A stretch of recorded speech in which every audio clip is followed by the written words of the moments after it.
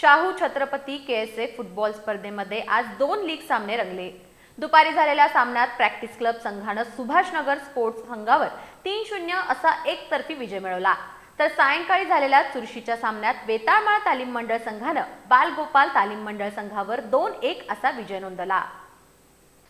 कोल्हापुरातील शाहू स्टेडियमवर सुरू असलेल्या Shahu Chhatrapati KSA football league स्पर्धेत लीग सामन्यांच्या 5व्या फेरीत आज 2 सामने खेळवण्यात आले। सायंकाळी 4 वाजता वेताळमाळ तालीम मंडळ आणि बालगोपाल तालीम मंडळ यांच्यात सामना झाला।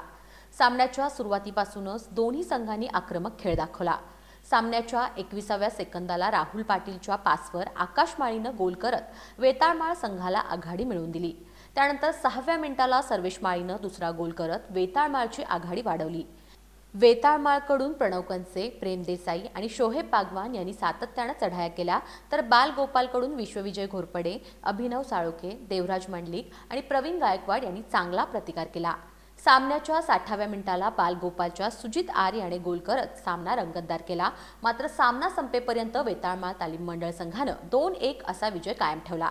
दरम्यान दुपारी 1:30 वाजता प्रॅक्टिस क्लब आणि सुभाषनगर स्पोर्ट्स यांच्यात सामना झाला। पूर्वार्धात दोन्ही संघांकडून जोरदार चढाया पाहायला मिळाल्या।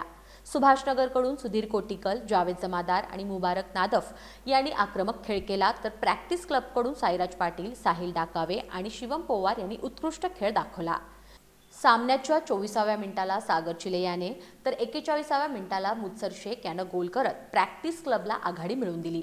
यानंतर 63व्या मिनिटाला सचिन गायकवाड यानं गोल करत प्रॅक्टिस क्लबचा 3-0 असा दणदणीत विजय निश्चित केला। उद्या दुपारी 1:30 वाजता संध्यामठ क्रीडा मंडळ विरुद्ध फुलेवाडी क्रीडा मंडळ, तर सायंकाळी 4 वाजता पाटाकडील तालीम मंडळ विरुद्ध शिवाजी तरुण मंडळ हे सामने होणार आहेत।